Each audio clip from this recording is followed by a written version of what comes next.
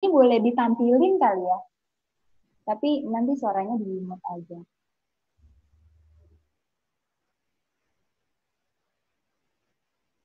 Oke, biar biar kita lihat, boleh ditampilin aja. Apa kabarnya nih habis lebaran, after lebaran, timbangan naik atau turun nih?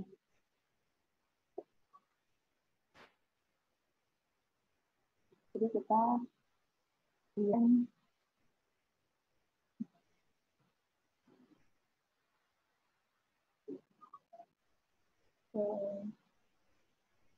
Yang lain mungkin boleh juga ditampilkan bukannya. Jadi hari ini kita akan memulai webinar kesehatan kita dari Itswa. Ada dua narasumber juga.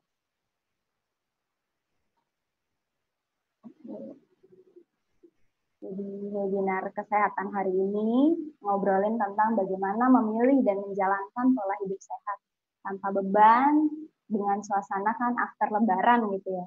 After lebaran kitanya jangan lem.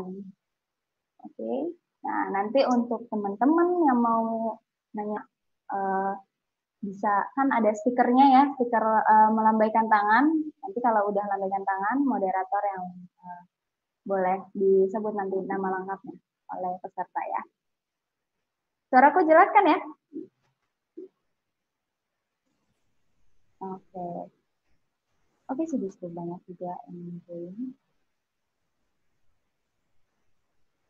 Yang lain mungkin boleh nih ditampilin aja mukanya. Aku pengen lihat nih muka-muka customer Itswa, sahabat sehat, sahabat Itswa. Pasti sehat-sehat banget sih awet muda ya.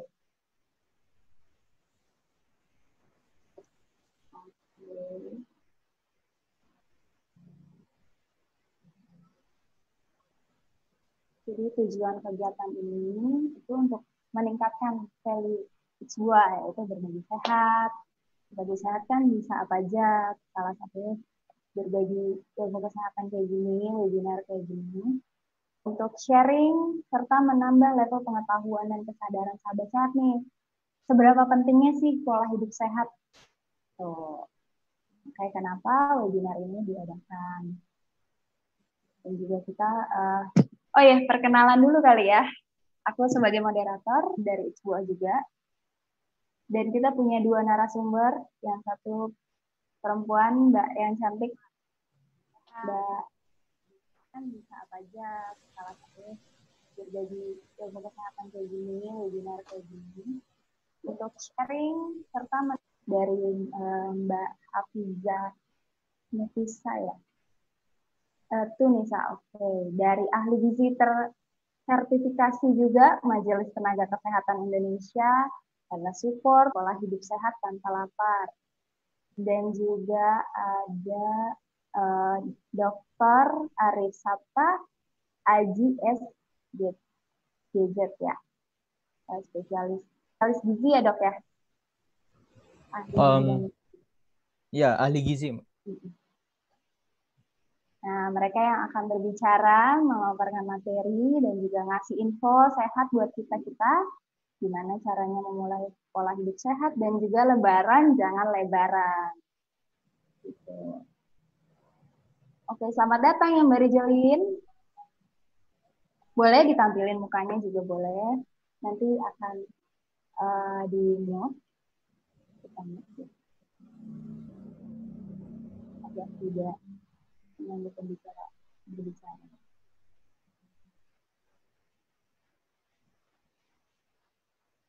Apa kabarnya nih sahabat sehat yang baru join? Sehat kah?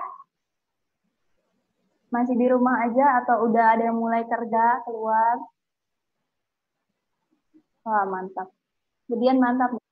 Tidak ada background-nya.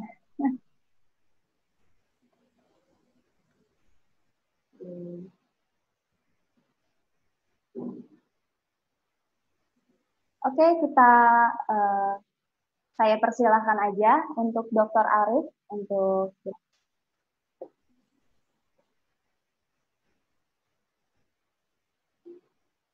Ya,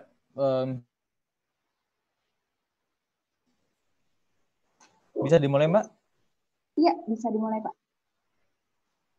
Oke, saya share screen dulu ya. Intro aja dulu udah. Sambil nunggu yang lain.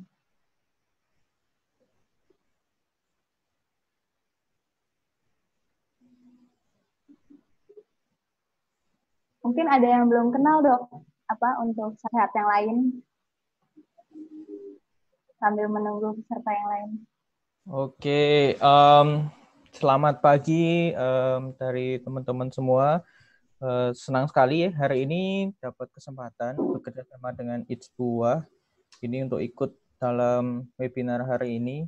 Kita mau membahas terkait dengan Lebaran nih, tapi jangan lebaran ya. Jadi nanti di sini saya juga mau bagi-bagi informasi terkait dengan bagaimana sih memilih dan menjalankan pola hidup sehat tanpa beban, dan juga di yang kedua nanti juga akan sama pembicara yang kedua terkait dengan bagaimana sih menu-menu variasi dan yang lainnya yang nantinya juga akan melengkapi dari apa yang saya akan sampaikan di pagi hari ini. Terus mungkin kenalan dulu, nama saya Arif Sabta Haji. Teman-teman bisa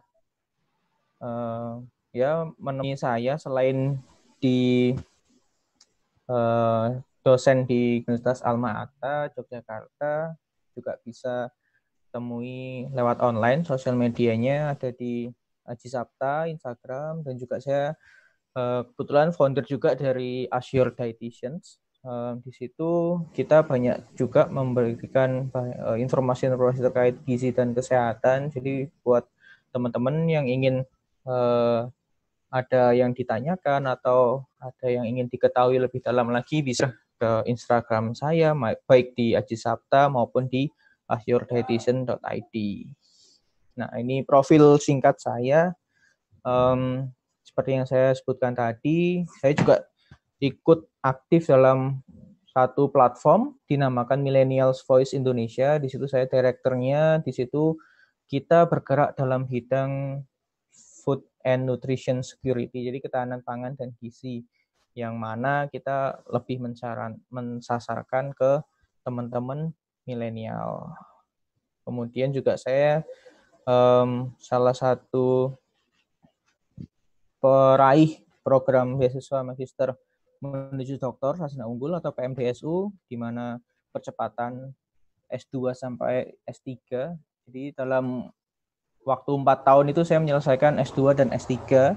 Jadi hampir 10 tahun ke belakang itu saya menghabiskan waktu saya untuk sekolah. 2010 sekolah di S1 Gizi Fakultas Kedokteran Universitas Brawijaya, kemudian lulus 2014, 2015 masuk di S2 Ilmu Biomedik di Fakultas Kedokteran Universitas Andalas, 2016 lulus dan masuk lagi langsung ke S3 di program studi doktor ilmu biomedik sama di Fakultas Kedokteran Universitas Andalas juga, dan baru lulus kemarin nih 2019 bulan Agustus. Alhamdulillah saya sudah menyelesaikan masa studi saya. Jadi kalau dihitung-hitung ya hampir berapa tahun ya, hampir 10 tahun dari 2010 sampai 2019 sekolah terus gitu kan. Ya, jadi itu aja untuk intermezzo pengenalan sebelum kita masuk ke materi. Keren, keren. Oke, jadi kita masih nunggu pesertanya atau langsung dilanjutkan, Mbak Karin? Iya, boleh sambil menunggu yang lain. Oke.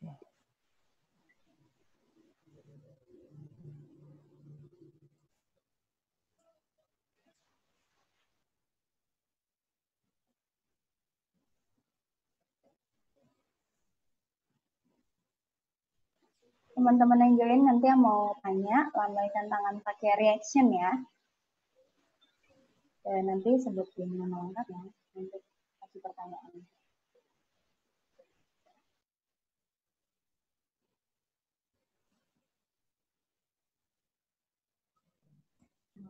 Boleh nanya dulu nggak Mbak sambil nunggu? Ya, boleh. Boleh, makasih. Sebelumnya nanya dulu nih, kebenaran narsumnya ini bagus banget, jadi mungkin bisa sharing nih, Pak atau Mas ya, saya harus manggilnya. Dengan Ibu siapa ini? Dengan Arvita. Oh, ya. Mas Arif atau Pak Mas deh ya, karena masih muda. Mas aja juga nggak apa-apa, Bu. Iya, mau nanya nih Mas Arif, mungkin bisa sharing pengalaman gimana sih bisa jadi sepinter Mas Arif ini, masih dalam usia 26 tahun sudah bisa jadi dokter. Nah, mungkin bisa kiat-kiatnya biar saya bisa ngasih motivasi ke anak-anak nih. Mungkin karena banyak makan buah, jadi buah ini jadi sepinter ini atau gimana Mas? Boleh sharing Mas. Makasih Mas. Makasih pertanyaannya Bu Vita ya. Bu Vita. Jadi gimana sih kok bisa saya seperti ini gitu kan, perjalanan karir saya. Jadi awalnya sih untuk kenapa saya misalkan menjadi ahli gizi pun juga berawal dari keinginan sendiri, karena di keluarga kan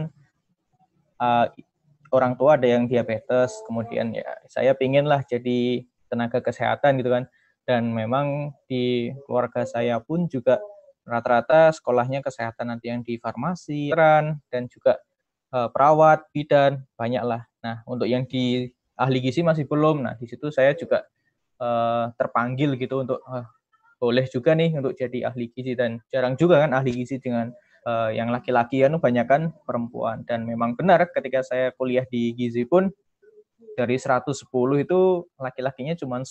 Jadi ya terpilih juga kalau bisa masuk di jurusan ahli gizi itu.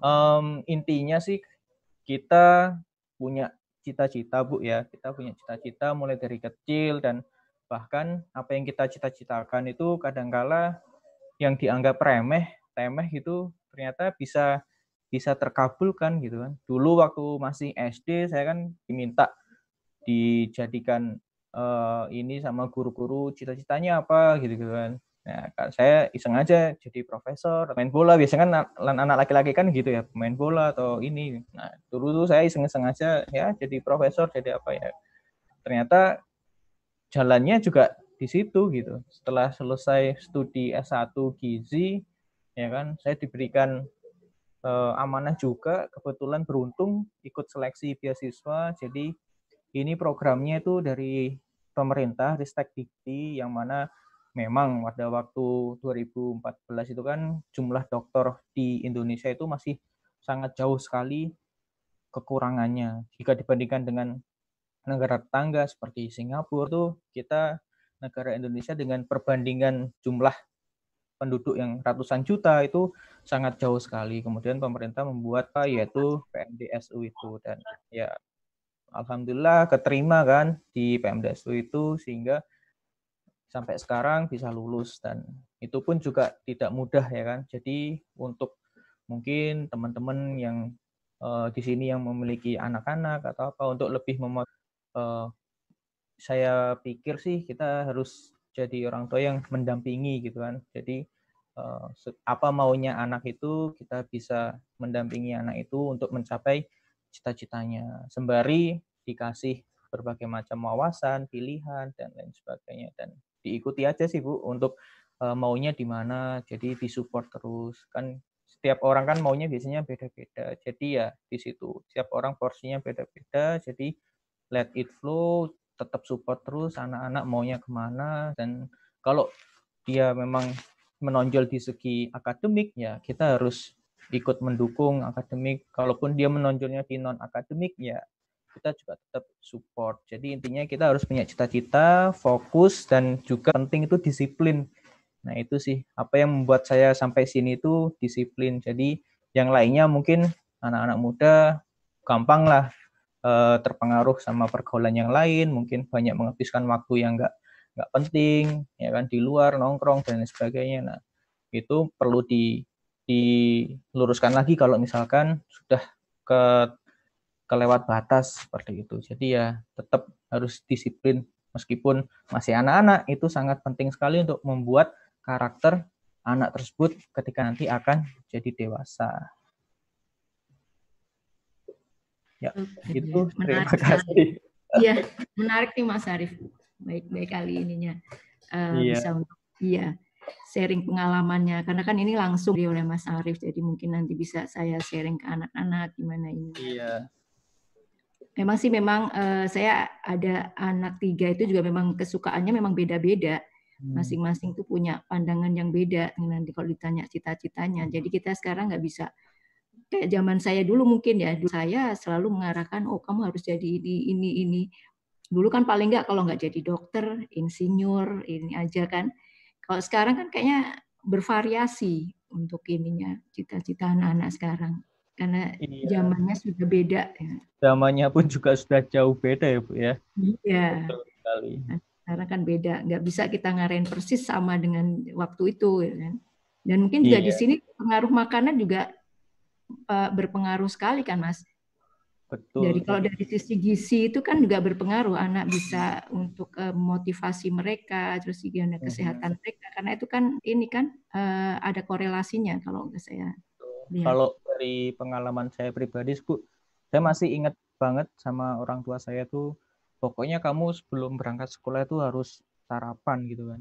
Dan ini pun juga penting untuk ditekankan buat teman-teman di sini semua, karena kadang banyak yang menyepelekan tuh, ya udahlah kita sarapan ya makan apa aja yang ada, atau bahkan digabung jadi satu nanti pas makan siang biar lebih hemat atau apa. Dan keluarga saya memang membiasakan disiplin harus sarapan dulu sebelum sekolah, karena memang itu kan waktunya kita untuk memberikan asupan gizi ke anak-anak atau ke diri kita sendiri juga untuk meningkatkan performa kita, ya kan. Kita kerja atau kita belajar itu kan sangat mempengaruhi sekali. Itu kalau dari segi gizi makanan. Dan juga buat teman-teman mungkin yang mempunyai anak-anak yang remaja khususnya kan. Remaja itu kan udah mulai pengennya itu harus dituruti atau dia punya kepinginan sendiri-sendiri. Dan kalau misalkan waktu itu di pergaulan banyak yang misalkan atau sering ngopi, nongkrong kayak gitu-gitu, mending ya itu harus dibatasi, karena justru lingkungan seperti itulah yang berdampak lebih besar ya, yang bisa mempengaruhi karakter, kemudian kepribadian anak-anak. Ya mungkin kita punya anak, kita kalau sedang hari aktif sekolah kan dia menghabiskan waktu berapa jam itu kan, bisa sampai kurang lebih 6-8 jam itu kan di sekolahan. Nah, di sekolahan itu kan punya lingkungan sendiri atau teman-temannya, guru-gurunya dan lain sebagainya. Belum juga nanti kalau udah pulang kemudian les lagi atau dia ketemu sama teman-teman yang lainnya. Kalau udah remaja itu kan udah bawa kendaraan sendiri atau apa, itu kan bisa kemana-mana itu kan. Nah itu kalau kita kurang kontrol pengawasan itu juga bisa membahayakan juga kan untuk masa depannya, karena ya itu dia, remaja itu kan suka menyoba sesuatu yang baru yang belum tentu itu baik gitu kan, belum tentu sehat juga ya. Di situ juga sih untuk kontrol lingkungan pun juga diperhatikan juga, selain dari makanan yang kita berikan ya kan. Kalau misalkan lingkungannya suka beli jajan makanan di luar yang aneh-aneh yang masih belum tentu sehat dan aman, itu kan juga bisa mempengaruhi juga tentang kesehatannya dia. Dan nggak banyak juga sih remaja kemudian dewasa muda itu banyak yang mengalami penyakit-penyakit yang itu kan dapat banyak diperoleh saat kita usia 30, 40-an atau 50-an, dan sekarang anak-anak usia remaja atau 20-an tahun, dewasa muda itu banyak mengalami penyakit-penyakit tidak menular seperti obesitas, diabetes mellitus dan lain sebagainya. Iya, berarti itu ada pengaruhnya ke makanan juga kan ya, Mas ya? Iya, yang penting kalau masih dini itu lebih enak Bu ya, kita memberikan istilahnya itu doktrin doktrin ke anak-anak, ini harusnya yang baik itu seperti ini. Justru pada waktu anak-anak ini yang paling penting untuk kita membuat fondasi kan, fondasinya anak itu untuk paham betul apa yang harus dilakukan, yang baik yang mana, yang tidak yang mana. Mungkin kita juga sebagai open minded juga lebih banyak berdiskusi maunya si apa kayak gitu. Jadi komunikasi dua arah pun juga tetap dilakukan gitu kan. Jangan kita terlalu memaksa otoriter gitu kan. Biasanya kan orang-orang kalau gitu kan malah berperilaku sebaliknya yang kita inginkan gitu. Dok, nanti kalau misalnya lagi berbicara mungkin share screen-nya bisa di-off-in dulu, karena kan di-share juga ke YouTube. Tapi nanti kalau udah pembukaan materi, di-share.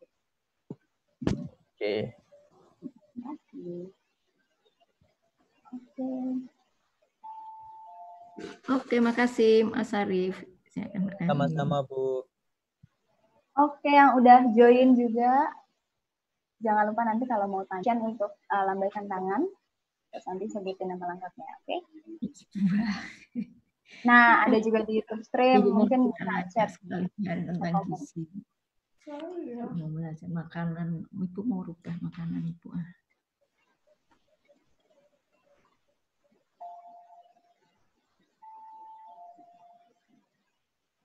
Teman-teman mungkin ada yang mau nanya lagi, sambil kita tunggu yang lain.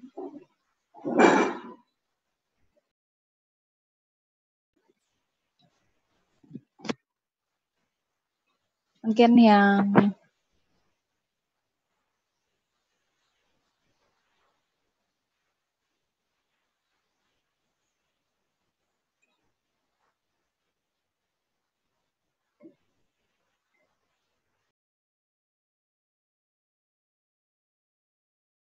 Oke Dok, boleh mulai aja.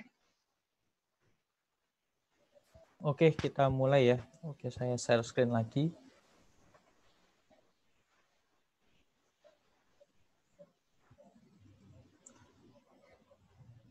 Oke, terima kasih teman-teman. Terima kasih juga buat Itzbua sudah memberikan saya kesempatan. Kita lanjutkan. Tadi kita sudah mulai di awal introduksinya, pendahuluannya, kemudian ya ini judulnya yang akan kita bahas, bagaimana memilih dan menjalankan pola hidup sehat gitu kan. Di mana setelah Lebaran jangan sampai lebaran gitu. Nah, di sini bagaimana memilih dan menjalankan pola hidup sehat tanpa beban. Sebetulnya memilih dan menjalankan pola hidup sehat itu sebuah pilihan gitu kan. Jadi buat teman-teman di sini ya kalau memang kita mau sehat, mau apa ya kita harus membuat pilihan, make your choice gitu kan. Kita mau inginnya jadi apa. Nah, ini outline yang akan kita bicarakan pada hari ini ya terkait dengan back on track setelah Lebaran, kemudian pengaruh pola tidur terhadap berat badan, aktivitas fisik terhadap berat badan, dan juga manajemen berat badan. Dan yang nantinya terkait dengan bagaimana hubungannya gizi dan variasi menu makanan yang bisa kita pilih akan dijelaskan di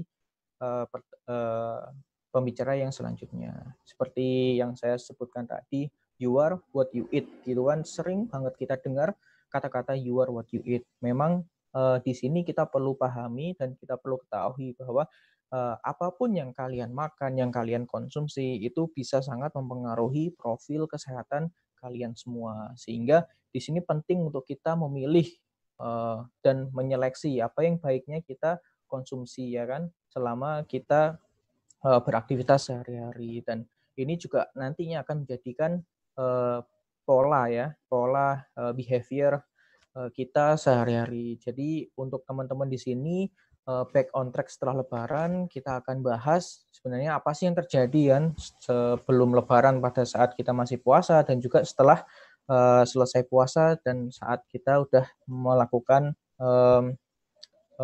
kehidupan pola makan yang normal kembali seperti semula.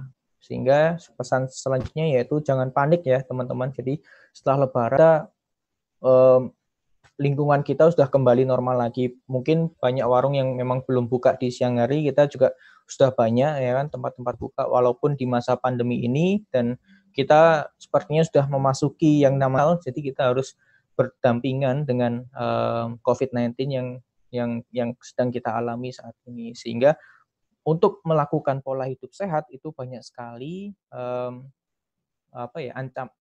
threat atau ancaman yang bisa mengganggu kita. Salah satunya yaitu terkait dengan advertisement atau iklan-iklan yang mengiklankan sebuah produk makanan yang dia memberikan produk makanan dengan klaim kesehatan dan lain sebagainya yang bagus untuk ini itu, tapi ternyata yang kita lihat di iklan tersebut bagus, realita yang kita temukan di lapangan juga. Ini yang harus hati-hati buat memilih siapa sih role model yang akan diikuti untuk pola hidup sehat. Kemudian juga yang kedua, expert-expert yang sudah ada sekarang ini yang baru muncul secara instan ya kan, dan belum memiliki pengetahuan yang cukup bukan ahli di bidangnya, itu juga sangat merugikan sekali karena sekarang eranya sosial media, revolusi industri 4.0 yang mana kita tidak memiliki batas lagi ya, semua informasi bisa kita dapatkan dan kita akses dengan mudah. Di sini kita perlu milih-milih juga, jangan sampai kita mengikuti ya kan anjuran-anjuran yang memang secara ilmiah dan base-nya itu belum terbukti secara ilmiah, dan itu bisa mengakibatkan dampak negatif kepada kita. Nah, untuk tipsnya apa saja yang bisa kita lakukan ya kan untuk tidak panik ini, untuk menghadapi realita yang sesungguhnya setelah kita berpuasa selama 1 bulan, kemudian kita kembali ke pola makan kita yang normal lagi. Terus yang pertama yaitu kita buang jauh-jauh toksik dari dalam diri kita, yaitu apa? Rokok, kita harus mengurangi polusi udara, terpapar polusi udara, alkohol, obat-obatan, kalau kita mengkonsumsi obat-obatan yang terlarang gitu kan. Terus juga makanan olahan dan apapun yang adiktif itu kemungkinan besar sangat mempengaruhi bagaimana kita untuk melakukan pola hidup sehat. Kemudian yang kedua, angkat gerak. Itu contohnya seperti apa? Yaitu kita berolahraga ya kan, melakukan latihan dan tetap aktif bergerak. Ini akan memberikan dampak positif terhadap hormon, otak, dan imunitas tubuh kita. Kemudian yang ketiga, kualitas tidur, atau kita bisa sebutkan sleep like a baby. Jadi tidur pulas dengan kualitas yang bagus itu juga memberikan dampak positif. Yang mana ini sering disepelekan dan nanti kita akan bahas lebih lanjut. Yang keempat yaitu hindari stres yang berlebihan, bisa meningkatkan keinginan kita untuk craving berbagai macam makanan yang manis-manis dan juga berlemak, gitu sangat mempengaruhi juga ketika kita mengalami stres yang berlebihan. Dan ini salah satu quote yang mana ternyata untuk kita melakukan pola hidup sehat itu kita harus mengkombinasikan dan juga terdiri dari yaitu diet ya kan, kualitas tidur dan juga latihan secara reguler atau teratur. Di mana dari ketiga ini ada satu yang menarik yaitu kualitas tidur, yang mana kita sering sepelekan, padahal kualitas tidur pun juga bisa menentukan seberapa sehatnya pola gaya hidup kita sehari-hari. Nah, untuk saat ini kita sudah mengalami yang namanya Ramadan shifting gitu kan. Pada saat kita di bulan Ramadan kita berpuasa ya kan, setiap 1 hari kita hanya mengkonsumsi makanan pada jam-jam tertentu, dan juga kita harus menahan kita untuk lapar, untuk tidak mengkonsumsi makanan dan minuman itu hampir 12 sampai 13 jam ya kan, 10 atau 12 jam satu harinya, yang mana kita bisa terkenal dengan yang dinamakan Ramadan intermittent fasting. Kemudian kita juga ada perubahan jadwal makan, kita harus sahur, kemudian buka di maghrib, kemudian kita tidak makan pagi atau makan pagi diganti sahur, dan juga kita tidak makan siang, tidak melakukan snack di pagi sama sore hari. Kemudian ada perubahan waktu tidur, dan ada yang turun atau naik berat badan ini tergantung dari pola kita, porsi kita makan pada saat kita menjalani ibadah puasa.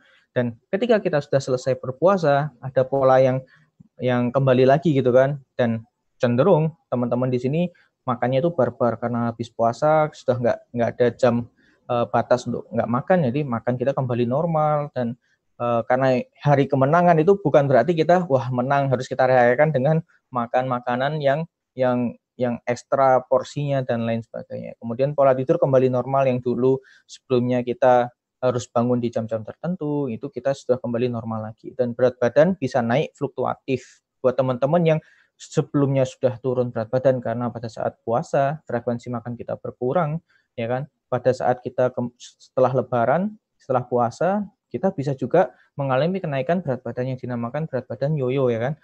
Di 1 bulan terakhir kita mengalami penurunan, tapi kalau kita tidak dijaga, maka kita akan bisa mengalami kenaikan berat badan juga.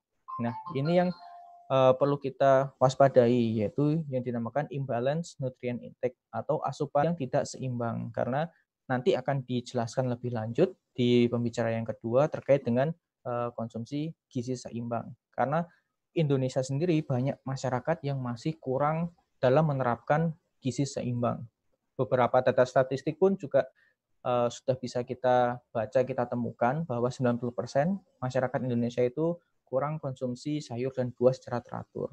Kemudian juga masih kurang konsumsi protein, kemudian terlalu banyak mengkonsumsi karbohidrat sederhana seperti gula, kemudian makan makanan yang sumber karbohidrat yang tinggi kadar gulanya atau glycemic index-nya seperti beras, nasi, itu kan sangat tinggi. Dan kebanyakan kita konsumsi makan itu lebih banyak nasinya daripada lauk pauknya. Dan juga lebih banyak konsumsi makanan yang digoreng, yang dimana makanan yang digoreng itu kalau kita tidak menggunakan proses pengolahan yang benar itu, maka kita mengkonsumsi makanan tinggi lemak yang jenuh atau lemak yang jahat. Nah, untuk itulah kita harus paham apa yang dinamakan konsep gizi seimbang, yang mana kita harus bervariasi untuk makan makanan kita setiap harinya, dan juga ada berbagai macam polanya nanti untuk kita bagaimana bisa menerapkan gizi seimbang.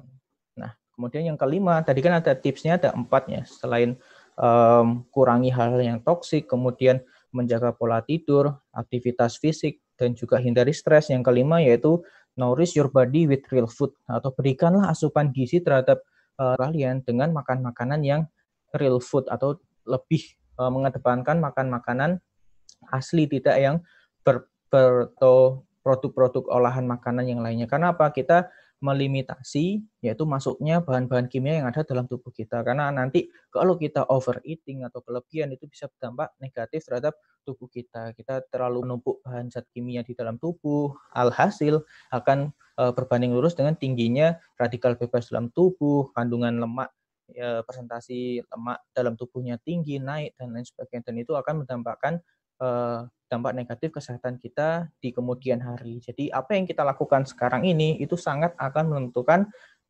diri kita di 5-10 tahun yang akan datang. Karena kita membentuk pola hidup, ya kan? Pola hidup ini kan dari kebiasaan-kebiasaan kita. Dan kalau misalnya kita tidak mulai berubah dari sekarang, ya kita kan juga nggak tahu umur kita sampai kapan. Yang bisa kita lakukan yaitu kita berbuat sebaik mungkin untuk untuk lebih sehat lagi dan bisa hidup normal dan tanpa penyakit dan lain sebagainya. Nah, selanjutnya yaitu kita membahas bagaimana terkait dengan pola tidur. Nah, ternyata menurut statistik di dunia pun kurang lebih 150 juta global di negara maju mengalami insomnia atau gangguan tidur.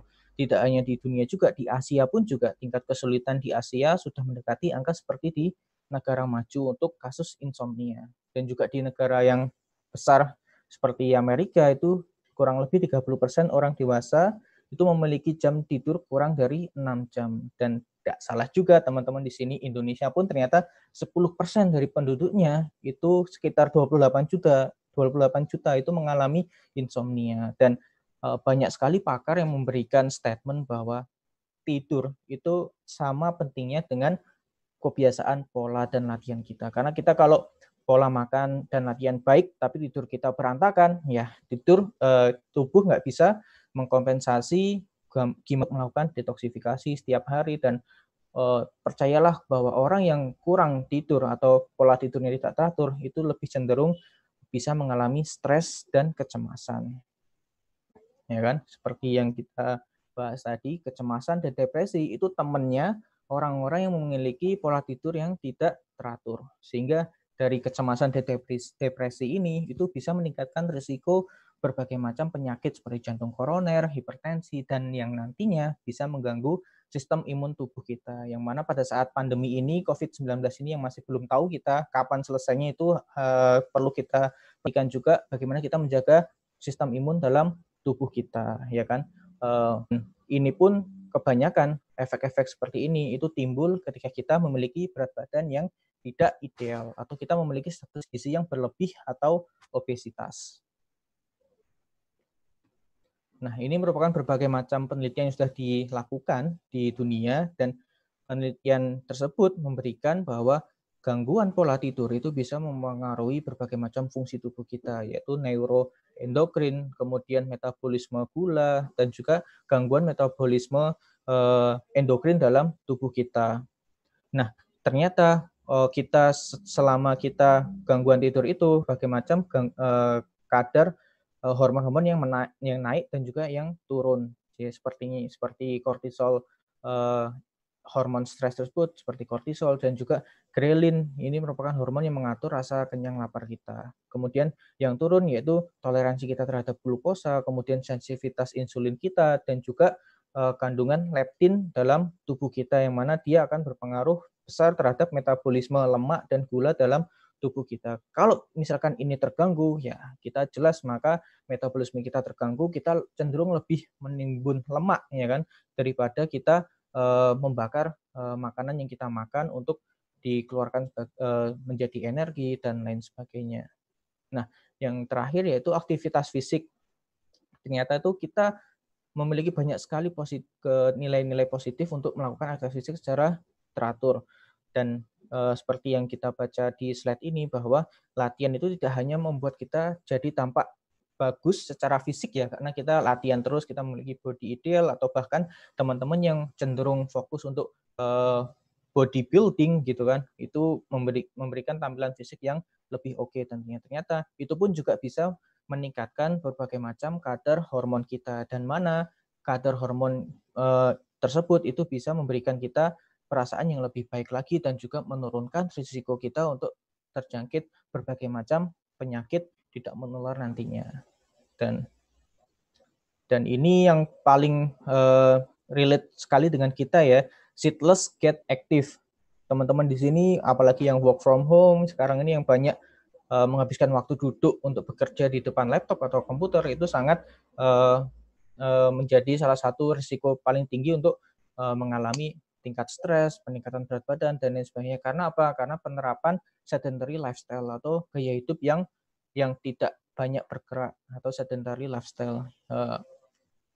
Kemudian bagaimana kita bisa mengantisipasinya gitu kan?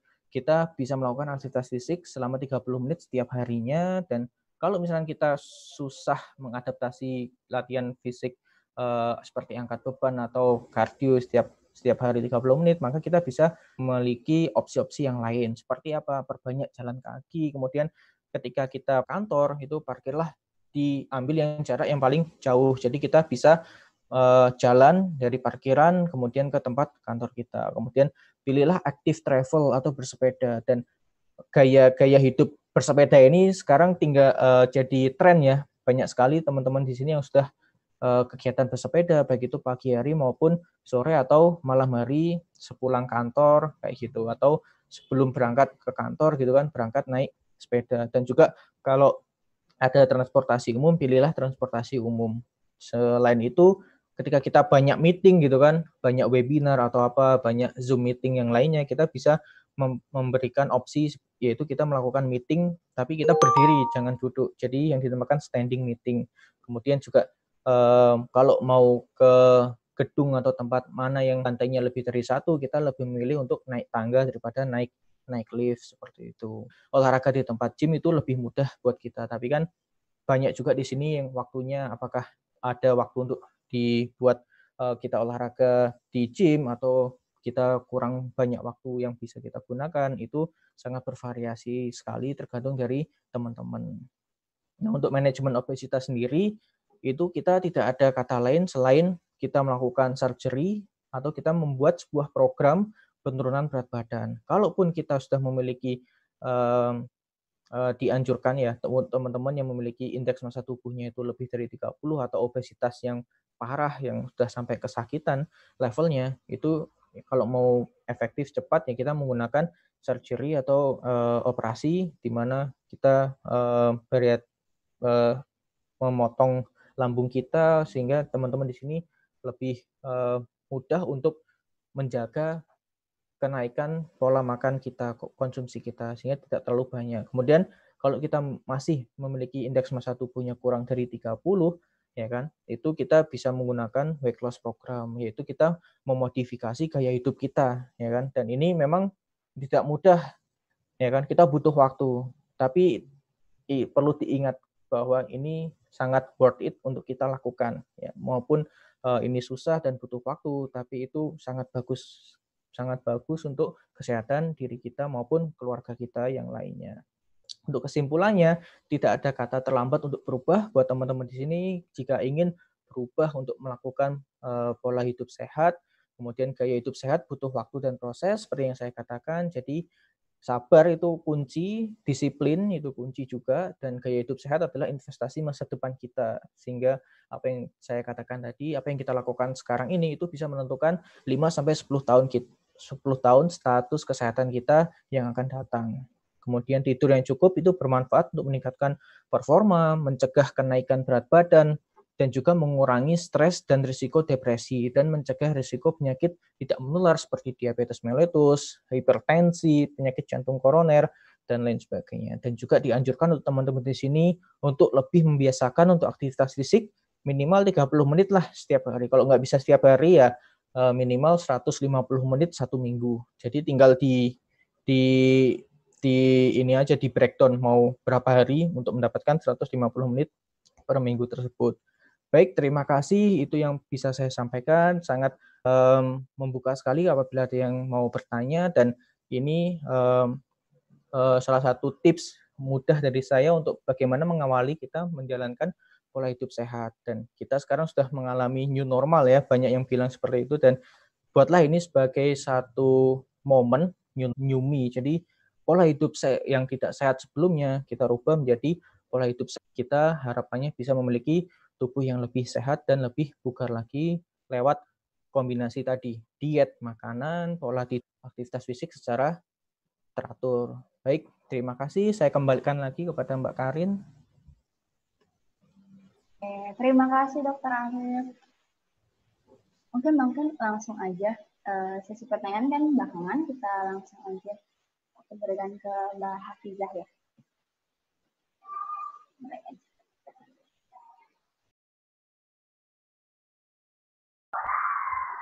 Ya, halo semuanya. Ini masih pagi ya, jadi selamat pagi.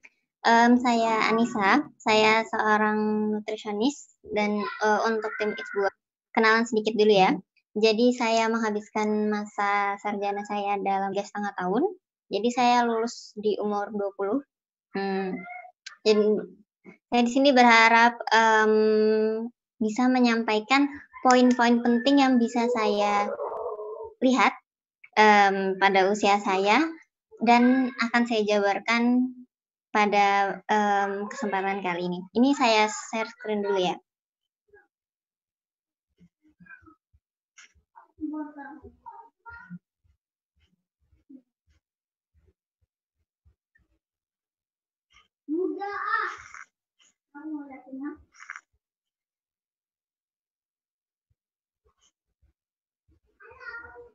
Udah kelihatan ya?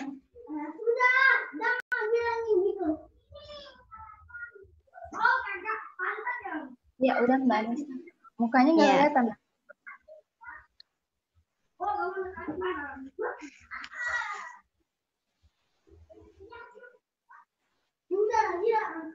Tapi kalau ini langsung share dokumen Kak gitu.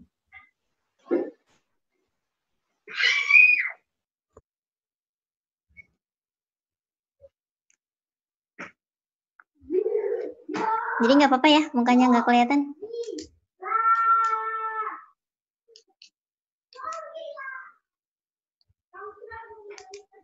Langsung aku mulai ya. Jadi tadi dari Dr. Arif sudah menjelaskan berbagai hal, mulai dari bagaimana back on track untuk hidup sehat setelah Lebaran, terus pengaruh dari aktivitas fisik, tidur, pola tidur kita, dan lain-lain. Sekarang saya akan membahas hal yang lebih mendekat kepada kehidupan kita sehari-hari, yaitu art of eating. Nah, ini tuh masih jarang dibahas, di mana sebenarnya ini kunci sederhana untuk kita makan enak, tapi kita tetap bisa hidup sehat. Itu kira-kira seperti apa? Jadi 4 poin pembahasan. Seperti yang Dr. Arif sampaikan tadi, nanti saya akan menyampaikan variasi dari berbagai makanan, dan juga untuk art of eating sendiri saya akan membahas 4 poin. Yang pertama, dasarnya apa sih art of eating itu kira-kira? Terus bagaimana kita bisa mempunyai pola makan kita sendiri yang kita senangin, yang mudah untuk kita terapkan untuk sehari-hari, dan bagaimana penerapan pola makan yang kita udah wacana tadi di kehidupan kita sehari-hari. Terakhir, kita akan belajar bagaimana sih sebenarnya pola Jakarta itu kira-kira terbentuk gara-gara apa dan bagaimana pengaruhnya. Nah, gitu.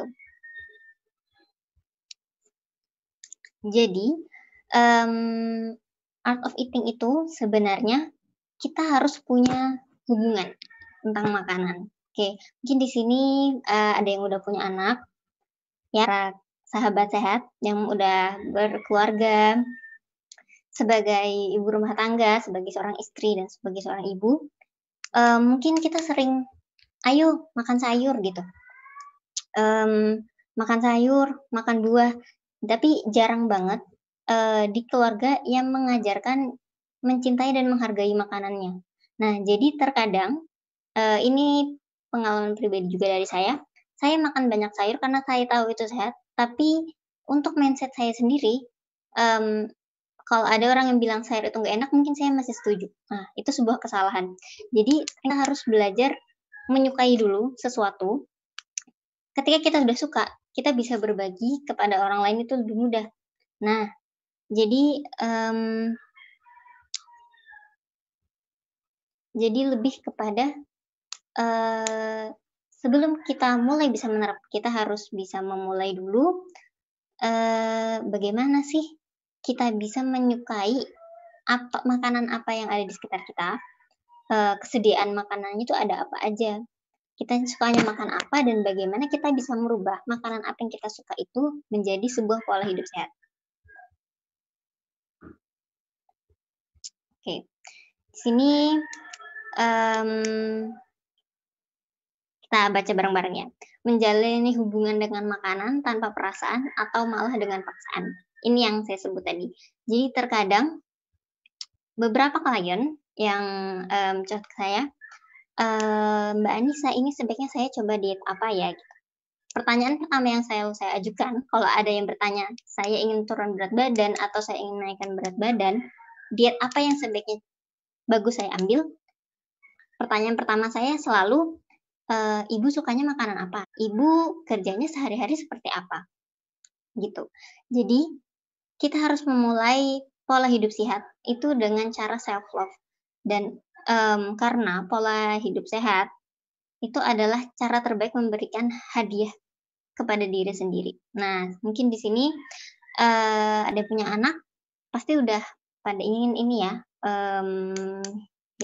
hidup sehat sampai nanti untuk melihat bagaimana cucu bisa tumbuh besar, melihat keluarga kecil dari anak-anak kita, siapa yang nggak mau, betul ya? Jadi investasi kesehatan itu merupakan pilihan terbaik dan hadiah untuk diri sendiri.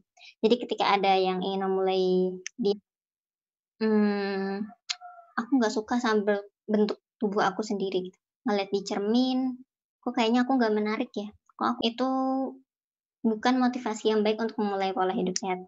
Kalau kita semua menyayangi diri kita, selalu pikirkan, tanganku sudah bantuin kerja, udah bantuin masak buat anak-anak, kaki ini udah bisa ajak jalan kemana-mana, mata udah bisa ngeliat pemandangan indah berbagai macam hal, udah bisa membuat hati kita senang. Sekarang kita harus ngasih imbalan dong buat semua itu. Gimana kalau kita ngasih mata kita vitamin A yang baik? Karena dia udah membuat kita bisa menikmati dunia ini. Gimana kalau kita ngasih tubuh kita itu makanan yang sehat? Karena dia udah membuat kita bisa menjalani kehidupan yang nyaman. Kayak gitu. Selalu mulai pikiran untuk memberikan yang terbaik untuk diri sendiri dengan cara menutrisi diri sendiri. Oke. Karena mungkin di sini sahabat sehat, pasti kalau saya bicara tentang makanan ini harusnya begini prinsipnya, harusnya begitu, itu pasti udah banyak yang paham. Nah, tapi pertanyaan saya di sini, apakah kira-kira kalau misalnya kita mengetahui sesuatu, kita bisa tiba-tiba langsung berubah? Nyatanya, kita manusia ini makhluk emosional, bukan makhluk rasional.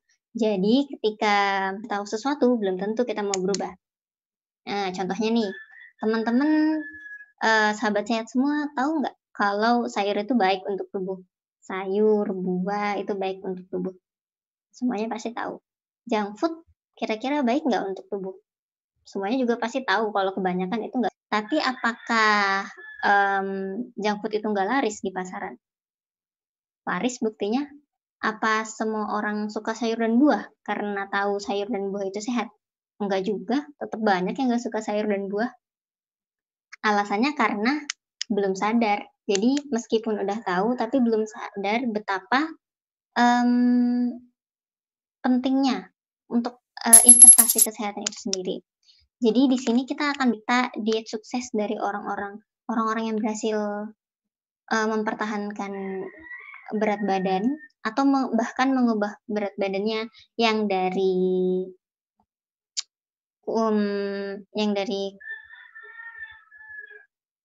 obesitas terus bisa mental, bahkan bisa membentuk lean body, badannya berotot. Itu seperti apa? Jawabannya sederhana. Diet singkat, kilat, itu juga pasti hasilnya sementara. Kalau dietnya misalnya cuma seminggu, 10 hari, hasilnya sementara. Mungkin teman-teman bilang banyak yang tanya ke saya juga seperti ini. Tapi diet ini berhasil, before afternya bagus. Before-nya misalnya beratnya 85 kilo, terus habis diet seminggu jadi 65. Itu kira-kira kayak gimana? Jawabannya sederhana. Kenapa teman-teman, sahabat sehat semua cuma melihat before after?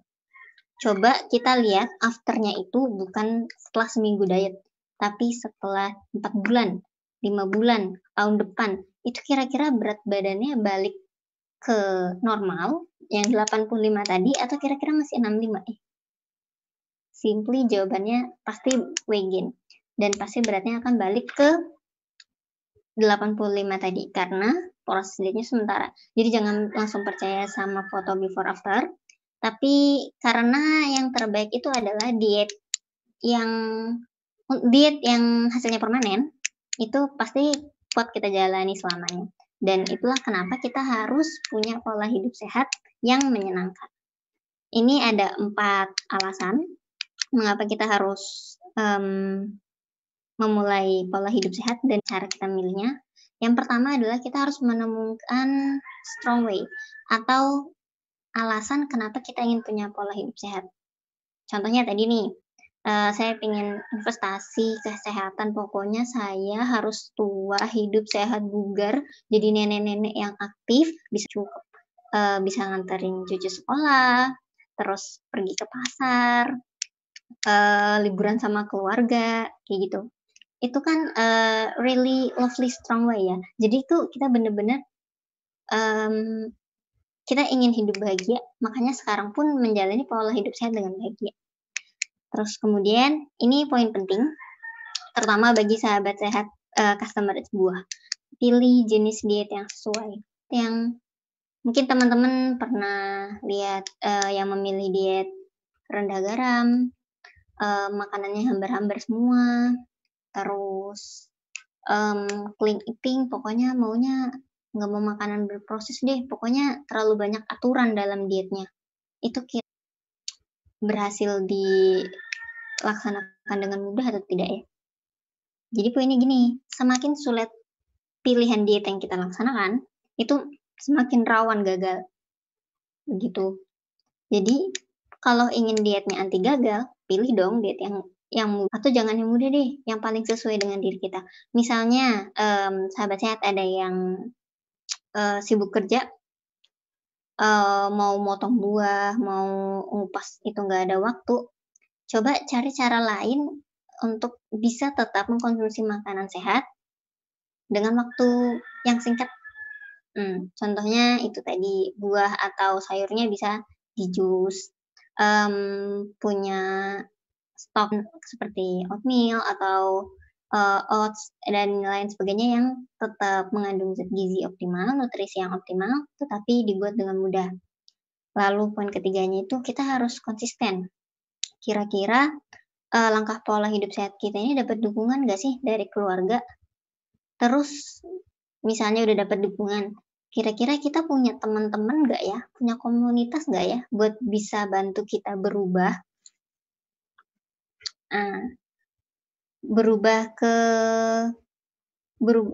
Maksudnya di sini ada nggak sih yang barengan sama kita, aku juga nih pengen kurus yuk, kita bareng yuk punya pola hidup sehat. Nah, kayak gitu. Terus yang terakhir itu ada bahagia, di mana ini tadi, jangan cuma lihat before after, tapi lihat after to after, kayak gitu.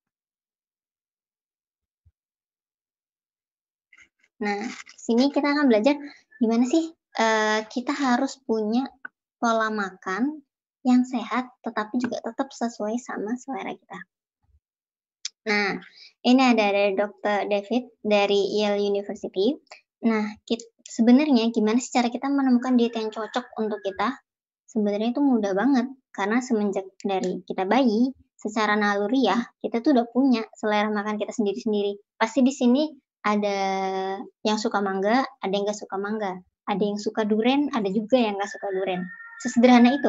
Jadi kenapa kita terlalu ribet untuk menemukan pola makan kita, padahal sebenarnya selera makan kita tuh udah berbeda, dan tentu aja dari selera makan itu kita udah punya pola makan kita sendiri, dan kita bisa memilih sebenarnya diet yang paling bagus tuh untuk kita yang mana, yang nggak beban di diri kita itu yang mana.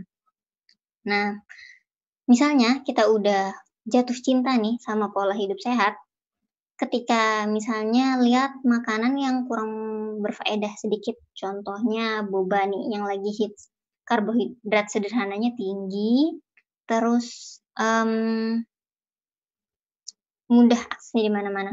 Lagi promo tuh, yang harganya 1 cupnya 40.000 tiba-tiba jadi 10.000.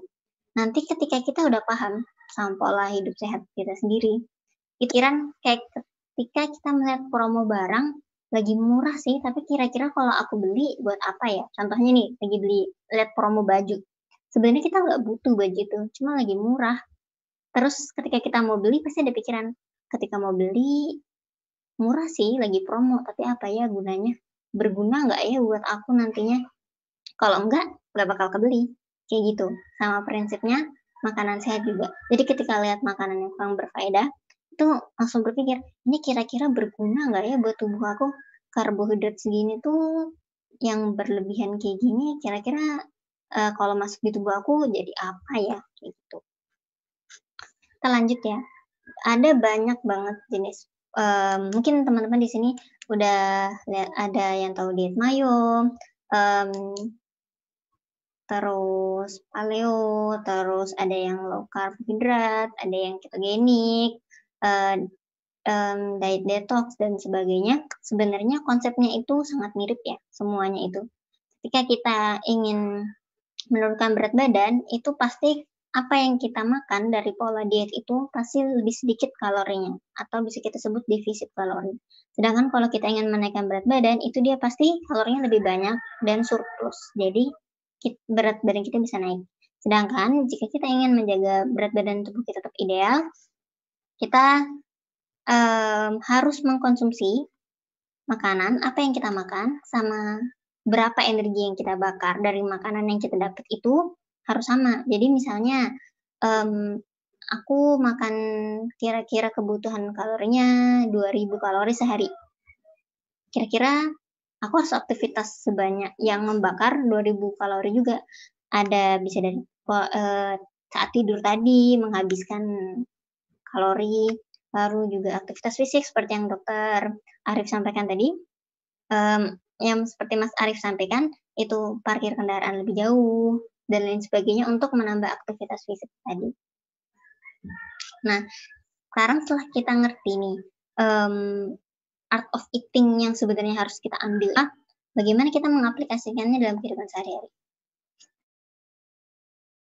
Banyak banget kliennya ketika udah mulai diet 1 bulan, 1,5 bulan, itu ngerasa stagnan. Jadi maksudnya yang harusnya goalnya minggu ini turun 1,5 kilo, kok nggak turun ya? Kok nggak gerak?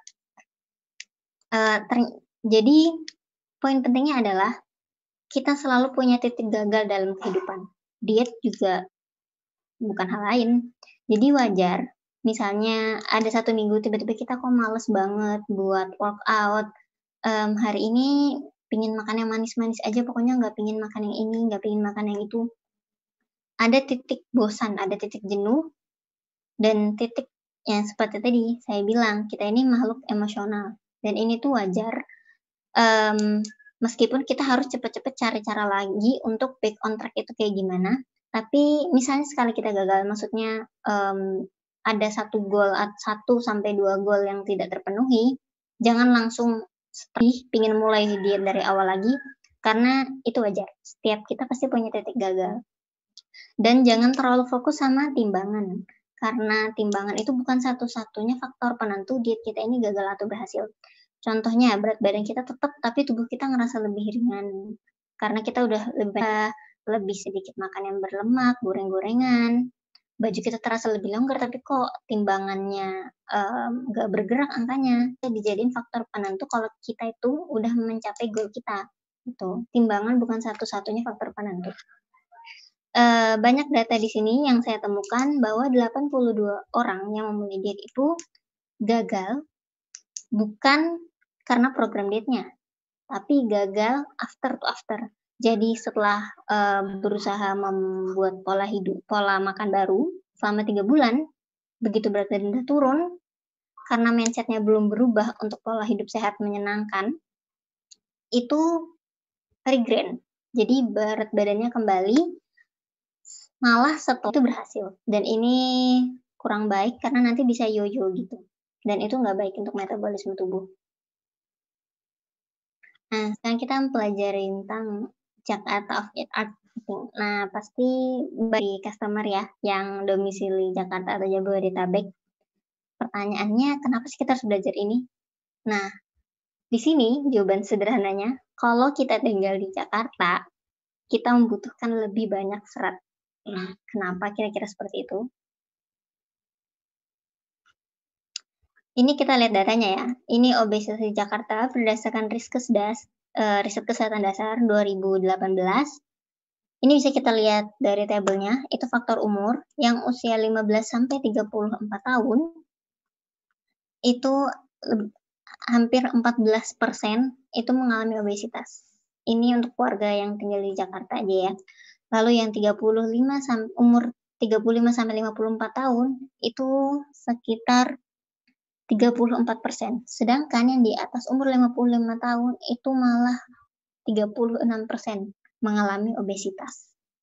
Faktanya seperti yang diucapkan Mas Arif tadi juga, 93,2%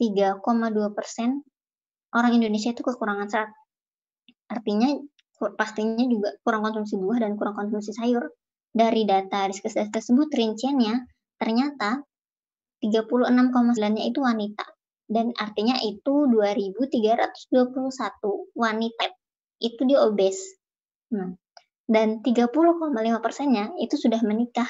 Jadi mungkin statusnya sebagai ibu rumah tangga atau juga ibu yang bekerja. Lalu mempunyai anggota keluarga 3-4 orang. 26,4. Lalu ada datanya yang anggota keluarganya cuma 1 dan 2, artinya hanya diri sendiri dan suami, itu 2,4. Kurang lebih sedikit ya. Nah, kenapa kira-kira obesitas di Jakarta bisa setinggi itu? Dari pertama, akses makanan yang mudah, terus mudah banget ya akses makanan di Jakarta.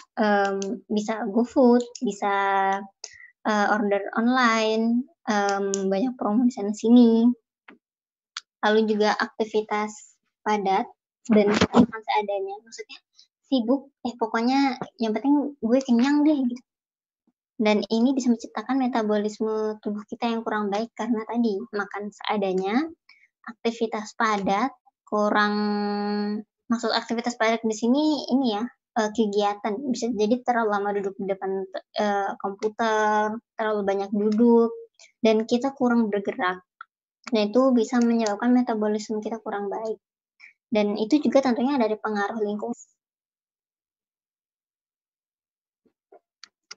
Di sini ada 3 tips, bukan 3 tips ya, maksudnya 3 fakta yang ternyata kalau kita merubah 3 ini, kita bisa mengurangi resiko kita menjadi lebih kegemukan.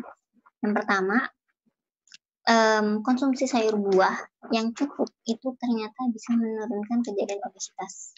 Ini relate ya. Tadi 90% lebih kurang konsumsi buah sayur dan obesitasnya sangat tinggi, ternyata kalau kita cukup konsumsi sayur dan buah, itu bisa membantu menurunkan kejadian obesitas, kegemukan tadi. Terus, konsumsi makanan manis berlebih, peningkatan lingkaran perut, alias bisa buncit. Dan trennya sekarang ini yang berbahaya adalah liquid kaloris. Jadi, nggak kerasa kita udah minum manis yang mostly itu tuh karbohidrat sederhana. Dalam berapa tegukan udah lebih dari 350 kalori. Berbagai minuman manis itu sangat harus dikurangi. Lalu yang terakhir, konsumsi makanan berlemak, siapapun ya, yang maksudnya tiap hari makannya goreng-gorengan, itu beresiko 2 kali lebih besar mengalami obesitas dibanding yang tiap hari makan sayur buah, gorengan dibatasin, seperti itu. Nah, dari saya cukup sekian. Seperti yang Mas Arif sampaikan tadi juga, hidup sehat itu sebuah pilihan. Nah, siapapun yang kita pilih, ketika kita jadikan ia sebagai prioritas dalam hidup, pasti dia akan setia. Jadi, selalu setia sama pola hidup. Dan pola hidup saya juga pasti bakal setia sama kita. Oke.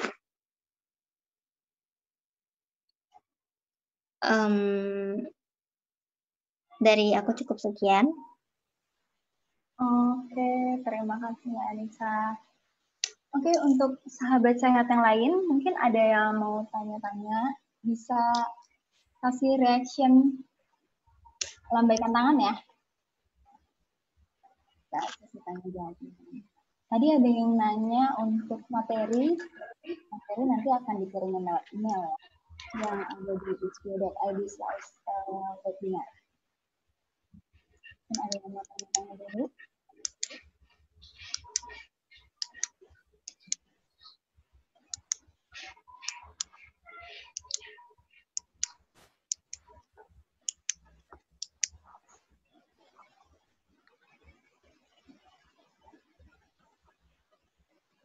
Ini customer pada ini ya, Mbak Karin, tinggal di Jabodetabek ya? Jabodetabek. Iya, benar banget. Ternyata kalau kita tinggal di Jakarta, kita butuh serat lebih banyak karena selain lingkungannya, tinggal di metropolitan nih, itu juga faktor stres yang tinggi dan ternyata faktor obesitas di Jakarta tuh tinggi ya, sekitar 35%. Wow, itu tinggi banget. Dan iya sih. Jadi sesimpel kita kurang makan sayur dan buah, ternyata itu bisa bikin kita punya resiko obesitas yang lebih tinggi.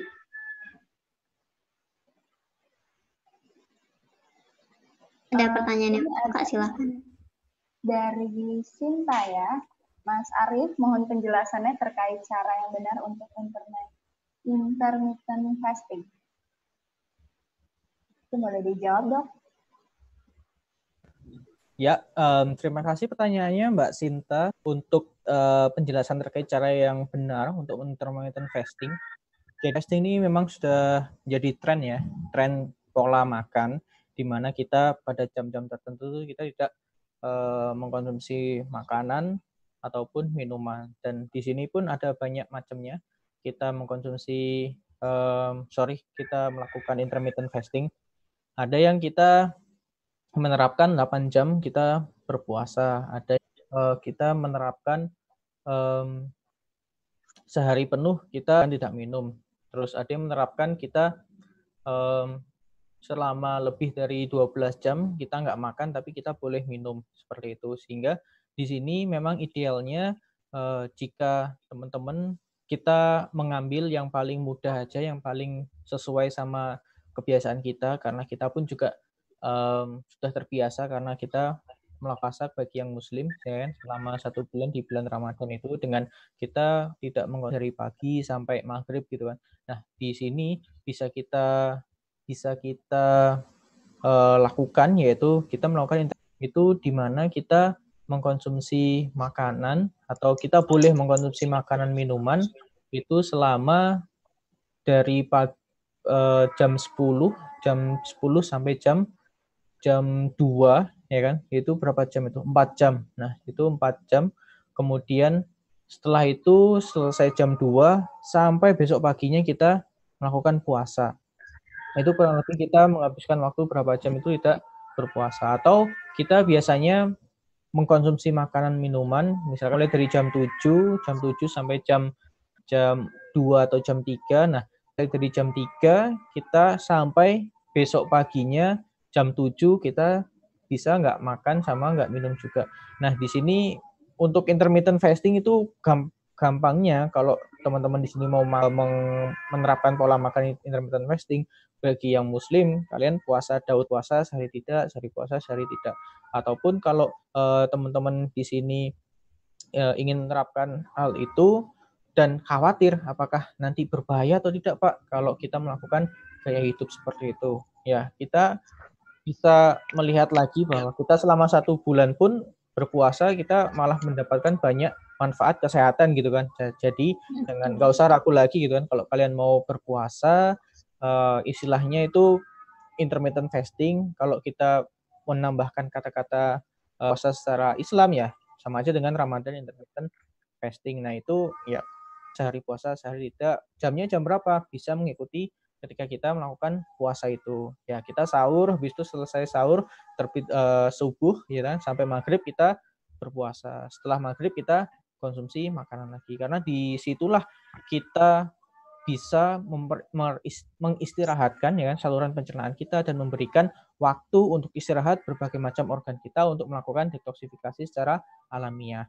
Nah, untuk boleh nggak teratur setiap hari? Nah, kalau untuk misalkan dilakukan setiap hari sampai berapa lama Anda kuat gitu kan. Kalau kita memberikan anjuran ya Ramadan aja 1 bulan sudah cukup. Nah, kalau misalkan pengen menerapkan itu ya itu lagi, balik lagi 1 hari puasa 1 tidak, 1 hari puasa 1 tidak.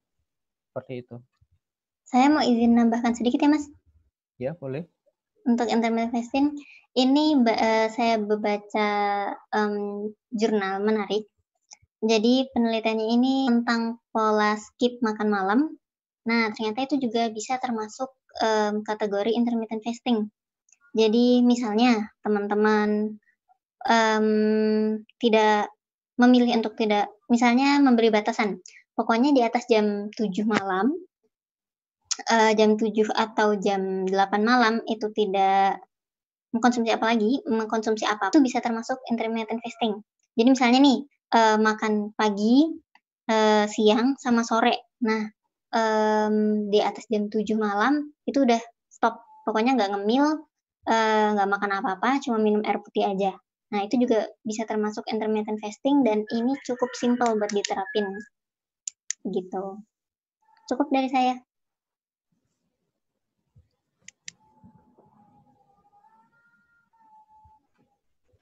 Oke, pertanyaan selanjutnya, sebenarnya berapa porsi buah sehari yang harus kita konsumsi? Sebenarnya banyak ya di live kita di buah Instagram, lumayan banyak ya Dok ya? Iya.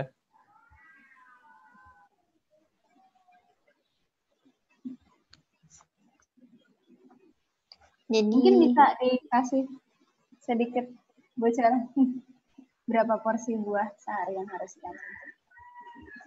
Ngerimain lagi nih. Ini ke aku aja atau ke Mas Arif? Beda.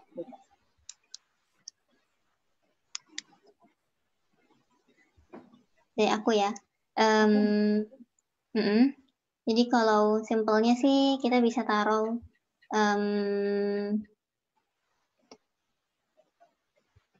sekitar 2 sampai 3 porsi untuk buah. Tapi ini bisa kita akalin sih, maksudnya bisa kita bagi-bagi. Misalnya kita lebih suka sayur atau lebih suka buah, itu bisa sampai 3 sampai 4 porsi itu, tapi berbeda-beda juga. Makanya kita nggak bisa menyamakan 1 buah apel dengan itu nggak bisa. Jadi mungkin nanti teman-teman bisa lihat di postingan Instagram Isbuah soal porsi-porsi buah. Mungkin nanti kita bakal upload kontennya ya, Mbak Karin. Nah, nanti bisa teman-teman lihat di situ yang sebenarnya udah 1 porsi buah itu seperti apa sih gitu. Kira-kira sama nggak sih 3 biji kurma sama 1 buah apel seperti itu. Jadi poinnya 3-4 porsi ya sehari.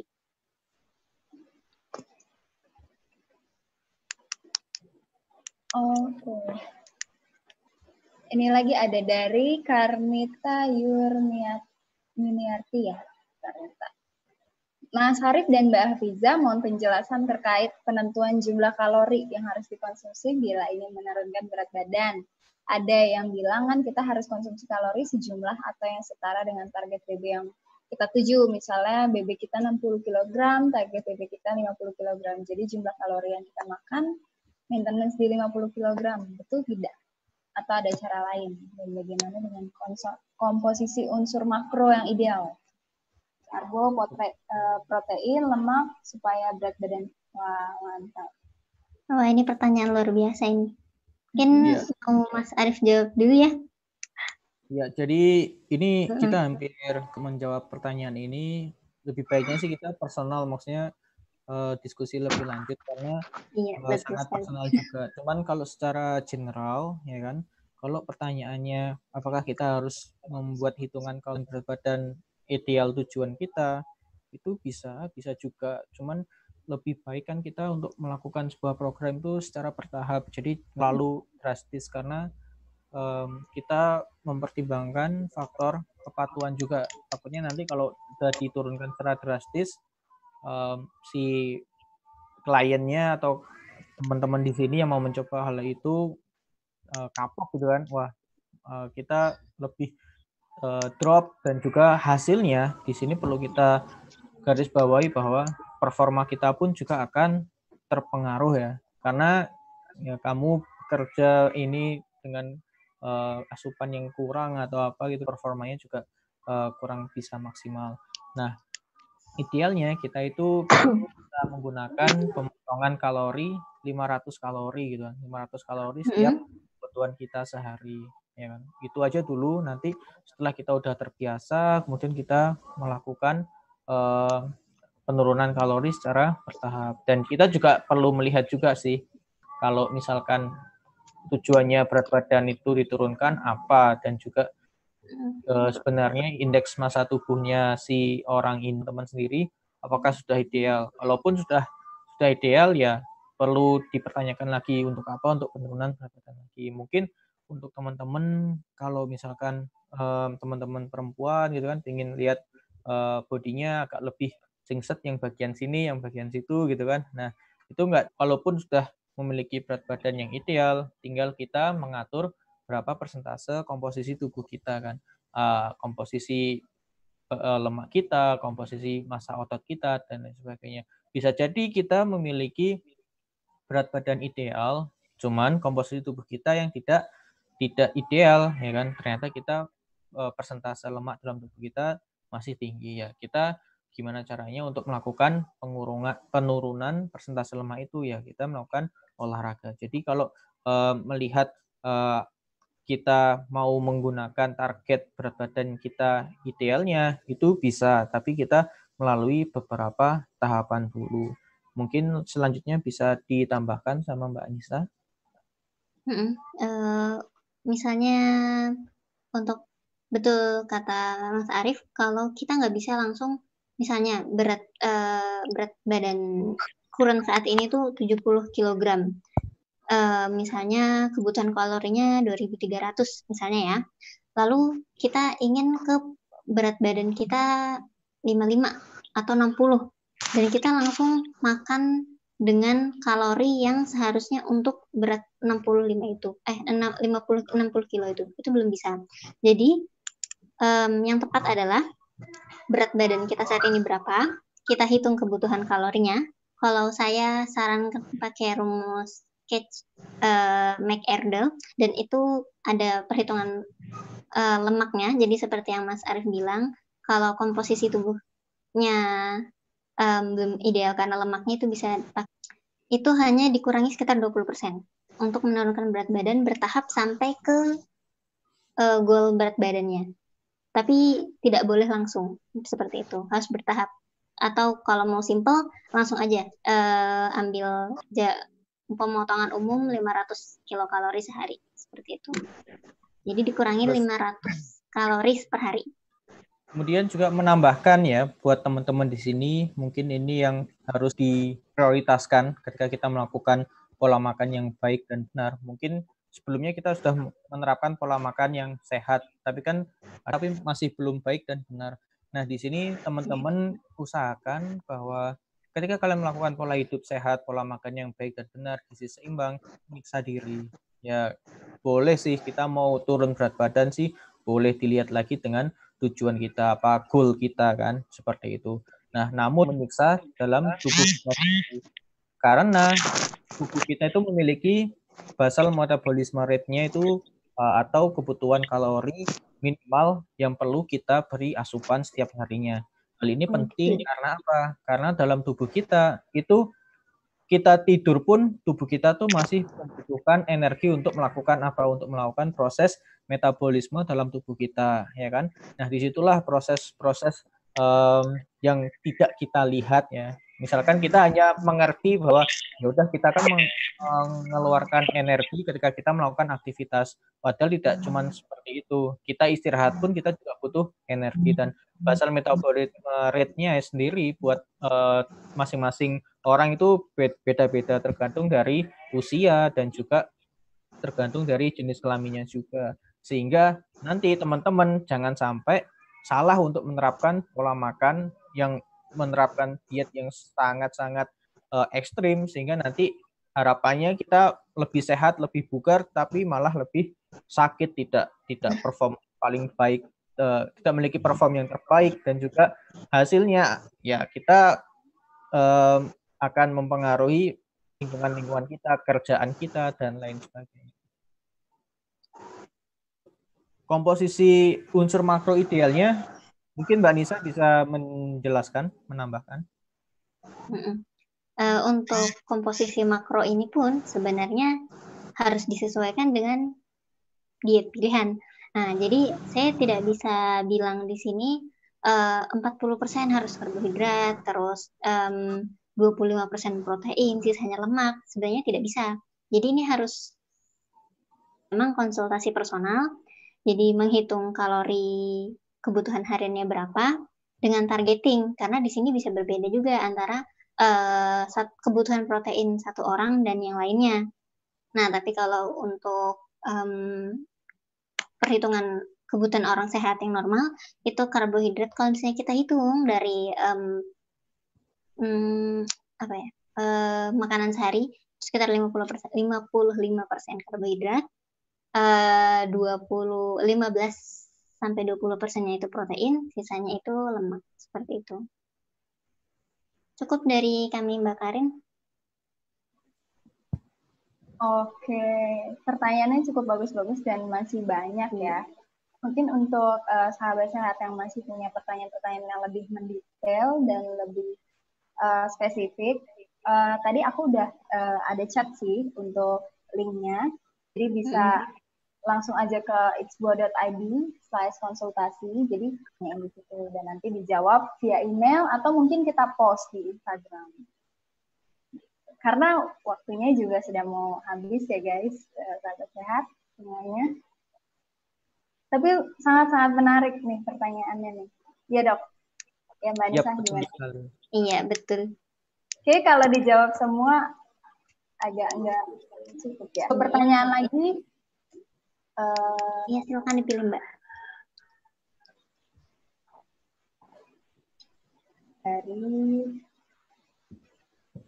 Dari Riris, Mas Arif dan Mbak Anissa, saya ingin bertanya nih, untuk diet keto, makanan-makanan sumber protein dan lemak dan vegan lebih fokus ke sayur dan buah, tuh begitu. Dan kalau dibanding lebih baik diet vegan atau diet keto ya, bisa dijelaskan plus minusnya gitu. Mungkin kalau menurut dari saya pribadi ya, saya disclaimer juga, saya nggak begitu percaya gitu sama diet-diet seperti keto dan lain sebagainya. Seperti kita harus makan konsumsi ini hanya itu gitu. Idealnya pola kita itu harus kita mencantumkan bahwa teman-teman di sini harus mengkonsumsi makanan yang bervariasi atau yang beragam. Jadi kalau kita menghilangkan beberapa makanan tertentu, itu sudah secara konsep itu nggak masuk dengan konsep pola makan hidup sehat, itu nggak masuk. Jadi kalau kita udah konsep itu di istilahnya tidak sesuai, ya ngapain kita susah-susah buat mengikuti hal tersebut. Nah, untuk yang perlu kita garis bawahi dan kita lebih lagi, yaitu makanan itu nggak ada yang, ya kan? Makanan itu nggak ada yang sempurna, nggak ada yang memiliki kandungan gizi like this special food. Jadi makanan yang sempurna itu adalah makanan yang bervariasi dan beragam. Karena mungkin untuk saat ini makanan yang memiliki sumber protein paling telur. Telur pun, tapi kalau kita terlalu banyak makan telur, ya tetap aja kita memiliki untuk kolesterol lebih tinggi, karena kuning telur pun juga mengandung kolesterol yang lebih tinggi juga. Jadi saran saya, ataukah diet vegan atau diet Anda tidak menerapkan sebagai vegan atau sebagai vegetarian, ya nggak usahlah ikut-ikut seperti itu. Jadi istilahnya sayang gitu kan, kita memiliki banyak variasi makanan yang bisa kita manfaatkan, tapi kok kita malah mengecilkan porsi pilihan kita pada makanan-makanan tertentu tersebut. Mungkin Mbak Anissa bisa menjelaskan lebih Iya, detail di lagi. sini saya mau cerita sedikit. Jadi ada program, dan ini adanya di Amerika. Programnya itu berjalan tahun 2012, namanya Big Loser, dan itu ditayangkan di TV. Jadi program ini membandingkan, jadi orang yang obesitas ekstrim, jadi bukan gemuk biasa ya, obesitas ekstrim, amat sangat gemuk, itu dibagi 2 golongan, yang satunya diet keto, yang satunya low karbohidrat. Jadi yang satunya rendah lemak, yang satunya rendah karbohidrat. Dicari yang mana yang kira-kira hasilnya paling baik, dan surprisingly jawabannya adalah mirip. Jadi seperti yang saya sebutkan tadi, ternyata hasil kedua kelompok ini sama-sama menurunkan berat badan. Jadi kalau ada pertanyaan, yang diet keto itu bagus atau enggak sih? Misalnya vegetarian kan berarti fresh sebagian besar lemak dan karbohidrat ya, betul ya Mas? Selama kalorinya itu lebih sedikit daripada kebutuhan kita sehari-hari, itu berat badan pasti akan turun. Tapi permasalahannya adalah apakah gizi dalam tubuh kita ini udah tercukupi secara optimal atau belum, seperti itu.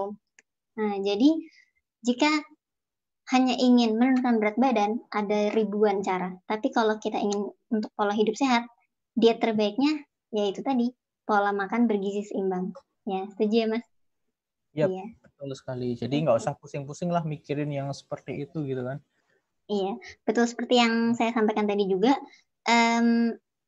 semakin sulit diet pilihan kita, itu semakin rawan gagal.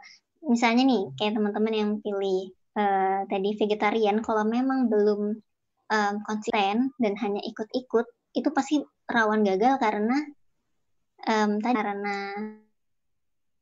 belum terbiasa atau memang hanya ikut-ikut, itu rawan gagal. Jadi pilihlah diet yang kita tetap yang kita suka dan punya beragam makanan gitu. Jadi bisa bergizi seimbang. Ya udah sekian. Kami kembalikan ke moderator, Mbak Karin. Oke, mungkin ada last question nih yang menarik nih Dok dan Mbak Anissa. Berapa jam sehari tidur yang cukup? Mana yang lebih bagus, lamanya tidur atau kualitas tidurnya? Jadi misalnya tidurnya hanya 4 jam, tapi pulas banget. Atau ada balik gitu, atau tidurnya 8 jam, tapi nggak pulas gitu, sering bangun di tengah waktu tidur. Itu gimana? Dari ya. Oh iya, seperti kita lihat pola tidur ya, pola tidur atau biasanya yang kita lakukan gitu kan, bilang tidur harus 8 jam sehari dan lain sebagainya. Itu pun sebenarnya kuantitas terlalu mempengaruhi ya, tapi lebih ke kualitas juga. Namun kualitas pun juga dipengaruhi oleh kuantitas. Bingung nggak tuh? Jadi kuantitas tuh nggak serta-merta itu lebih baik. Nah, kualitas pun juga salah satu pertimbangan yang bisa mensukseskan bahwa pola tidur kita itu lebih optimal. Tapi kualitas tergantung dari kuantitas kita.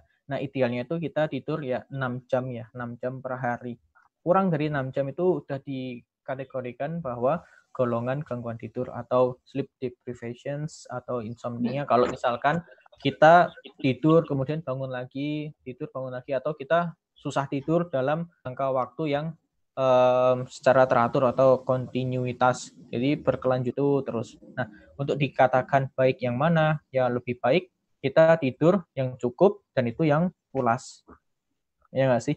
Nah, kalau misalkan kita ada beberapa waktu tertentu, kita mengharuskan tubuh kita atau kitanya untuk begadang dan lain sebagainya, dan gitu pun kita juga nggak setiap hari seperti itu. Jadi di sini kita juga nggak bisa strict harus kaku seperti itu ya setiap hari. Kita pun juga ada kelonggaran karena ya dinamis sekali kehidupan kita, banyak sekali perbedaan, beda kerja, beda bekerja juga kan, beda pekerjaan gitu kan, beda juga kita bekerja. Ada yang bekerjanya shift malam gitu kan, ada juga yang beda, sehingga dia sangat modifikasi sekali untuk pola tidur ini. Jadi idealnya cukup dan yang pulas juga. Nah, untuk bagaimana tidur yang pulas, yang dengan kualitas itu kita perlu beberapa poin yang harus diperhatikan. Seperti apa? Seperti yaitu yang pertama, jangan terlalu banyak pikiran tingkat tinggi gitu kan. Itu sangat mempengaruhi pola tidur kita ya. Terus karena stres mungkin besok ada deadline atau apa gitu kan.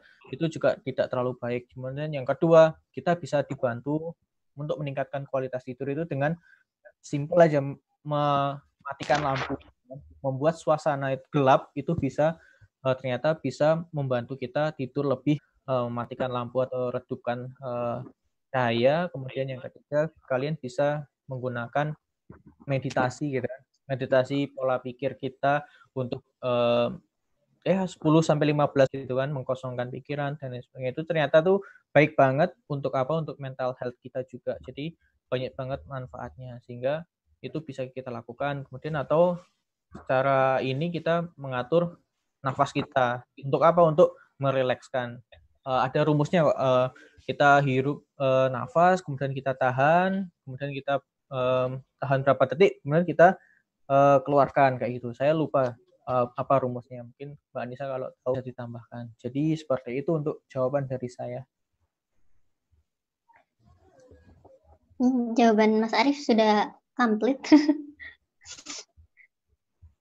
Jadi ini saya tambahin ini aja ya, sedikit data dari Sleep Foundation. Untuk rekomendasi waktu tidur, itu untuk orang dewasa yang di atas usia 65 tahun, itu rentang waktu tidur yang dianjurkan 7-8. Tentu saja yang cukup dan yang berkualitas ya, seperti kata Mas Arief. Untuk dewasa dari umur 18 sampai 64, nah itu 7-9 jam. Dan untuk remaja itu dari 8 sampai 10. Nah, tapi betul kata Mas Arief juga, bila kurang dari 6 jam, itu sudah bisa dikategorikan sebagai gangguan tidur. Dari saya, itu aja tambahannya.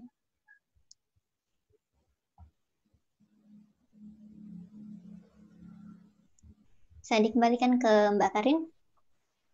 Oke, dan untuk udah last question juga. Mungkin ada yang mau nanya langsung? Ya, suara. Ada chat. Yang lain?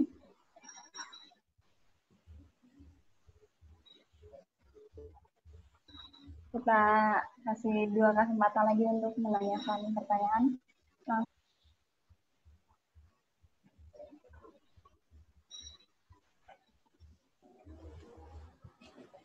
Ada? Nanya Mbak Karin. Oh iya.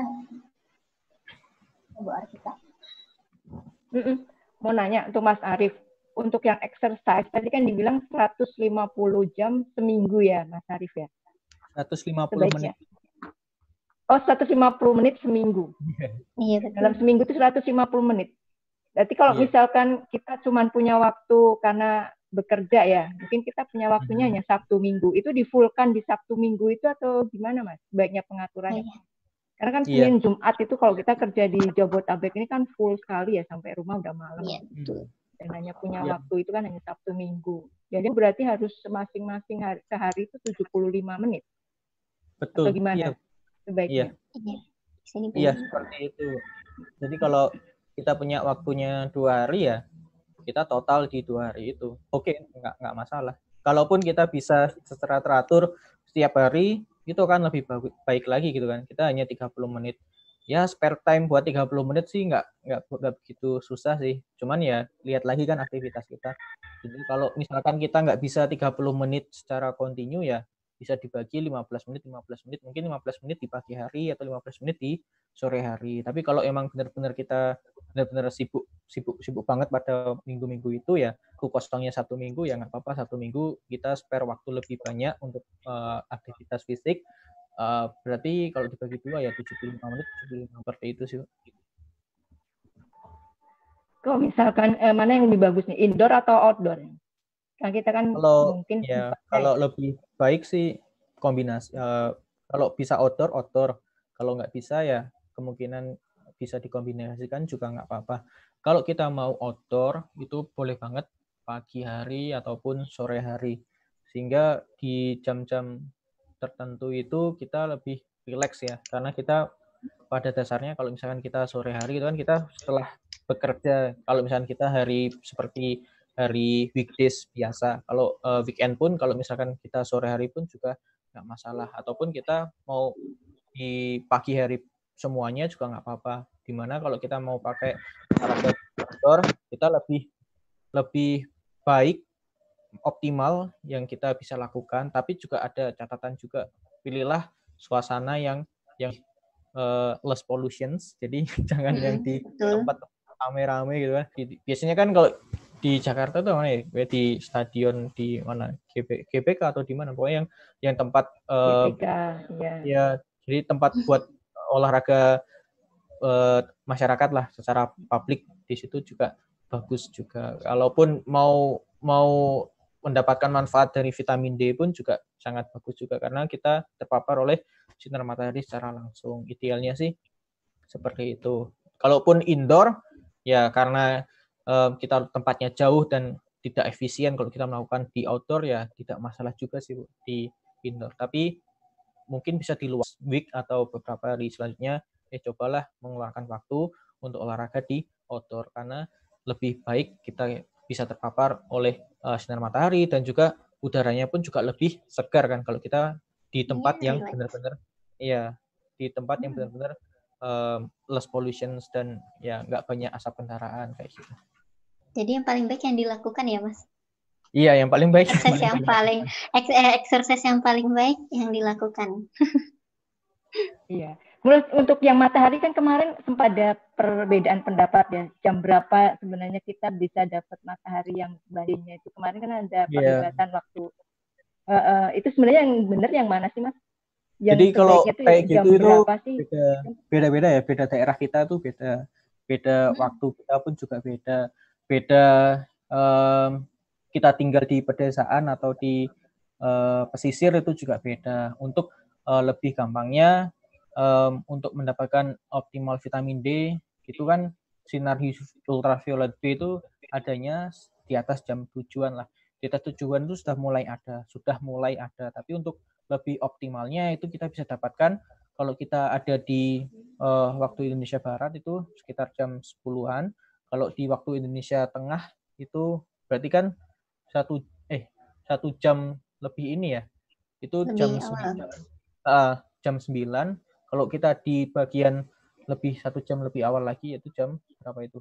Jam 8 kayak gitu. Nah, untuk daripada kita bingung yang mana yang benar, pokoknya kita terpapar sinar matahari dengan minimal body surface area kita itu muka, ya kan, kedua lengan dari siku ke tangan, kemudian kaki dari lutut ke bawah. Idealnya itu seperti itu untuk persentase body atau tubuh kita yang terpapar oleh sinar matahari.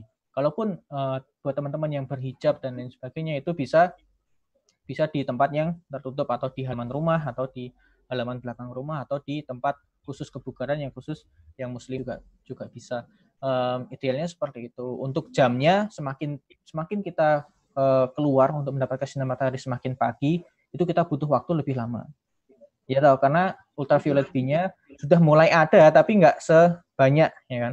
Jadi sinar UV itu kan naik sesuai dengan jam ya. Jadi nanti kalau sudah sampai jam 12 siang itu sinar ultraviolet B-nya itu banyak, tapi juga itu nggak baik kalau kita terpapar dengan frekuensi waktu yang lama juga dan tanpa perlindungan anti UV juga. Sehingga kalau kita mau lebih pagi ya kita harus spend waktu lebih lama, sekitar 30 menit. Tapi kalau kita mau lebih singkat, lebih cepat, kita spare waktu 10 menit atau 15 menit itu di jam 10-an pagi.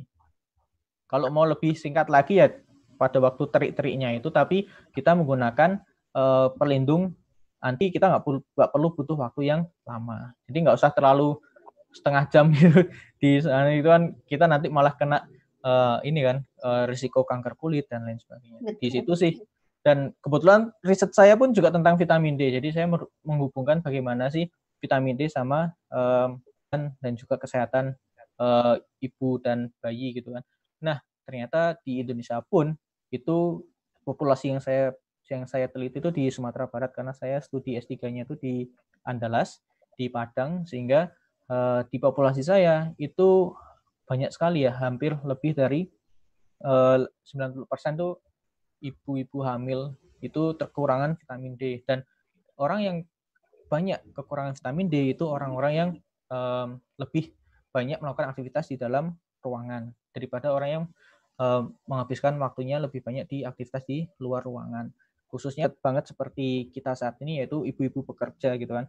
Karena vitamin D ini pun juga berhubungan dengan sistem imun tubuh kita. Memang betul bahwa vitamin D itu nggak bisa membunuh kayak COVID, virus dan lain sebagainya, tapi dia bisa membantu kita untuk meningkatkan sistem imun dalam tubuh kita. Nah, hampir 90% itu kita kekurangan vitamin D atau kita tidak cukup kebutuhan vitamin D kita. Entah kenapa ya, padahal kita sunshine country kan, kita tropik, negara tropis juga, tapi kok masih banyak sekali yang kekurangan vitamin D. Karena ini sepele gitu kan, sepele tapi ternyata tuh memiliki manfaat yang penting juga, informasi yang penting juga. Dan kita sering mensepelekan itu juga. Dan memang banyakkan orang-orang yang terkena COVID-19 memiliki status vitamin D-nya itu juga tidak cukup.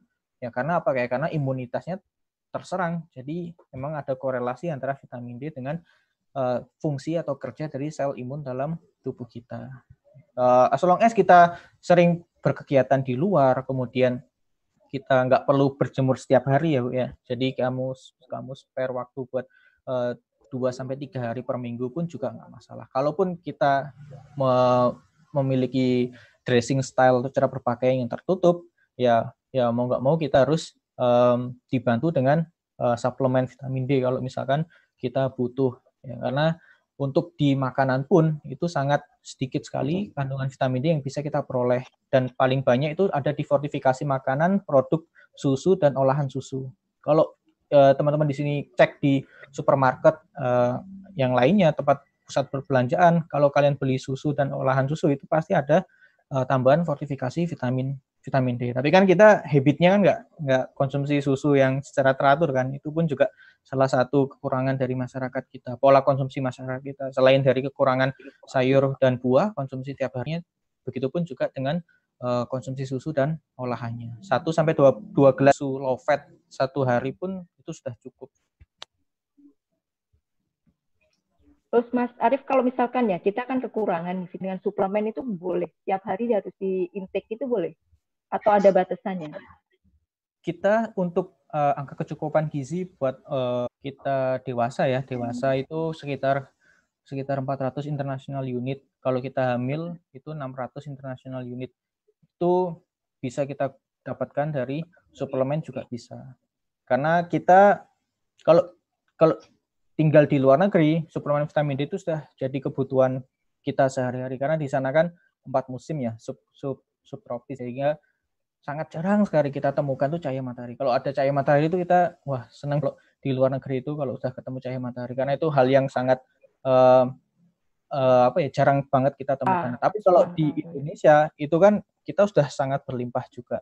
Jadi untuk disarankan untuk lebih efisiennya ya kita bisa berjemur, karena dari kebutuhan vitamin D kita itu 90% dari paparan sinar matahari. Hanya 10% itu bisa kita dapatkan dari bahan makanan atau diet kita, baik itu dari makanan yang kita makan ataupun dari suplemen, ya kan, atau dari fortifikasi makanan yang kita makan. Jadi 90% sinar UV, 10% makanan. Kita bisa milih di mana yang lebih efisien. Oke, terima kasih Bu Arvita udah nanyanya. Yang lain ada lagi yang mau Ya, nanya? terima kasih banget Mas Arif, Mbak Nisa. Baik, sama-sama Bu Arvita. Bukan yang lain untuk nanya langsung. Ini last question ya berarti Mbak Karin? Iya. Ya, oke. Pertanyaan langsung ada lagi?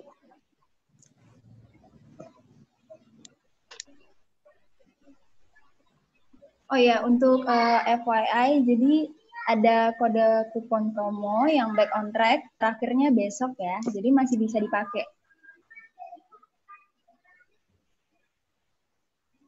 Itu ada yang tanya, Dian Christie itu Mbak, minyak goreng. Oke, kita dari, Dian Christie, pemakaian minyak goreng dalam konsumsi sehari-hari sebaiknya berapa banyak? Apa benar makanan yang digoreng itu tinggi kalori? Boleh dijawab dulu. Mungkin Mbak Anissa bisa membahas lebih dulu. Bisa ulangi Mbak pertanyaannya tadi? Apakah pemakaian minyak goreng dalam konsumsi sehari-hari sebaiknya berapa banyak? Apa benar makanan yang digoreng itu tinggi kalori? Ini saya langsung kasih ini aja ya, patokan mudahnya. Jadi misalnya dalam sehari untuk lauknya yang digoreng, misalnya kan kita makan lauk hewani dan nabati, itu misalnya dalam sehari 3 kali makan itu cukup 1 kali yang digoreng. Kalaupun harus 2 kali, tolong perbanyak makan sayur sama buah. Itu aja ya. Jadi untuk seberapa banyak minyak goreng yang harus digunakan, simpelnya itu aja ya. Misalnya untuk 3 kali makan, kalau bisa olahan goreng-gorengannya, nasi goreng seperti itu 1 hari aja. Jangan sampai misalnya pagi udah makan nasi goreng, siang makan apa ya, ayam goreng tepung misalnya yang pakai deep frying, terus malam lanjut lagi yang goreng-gorengan. Kalau bisa 1 hari itu yang olahan gorengannya 1 kali.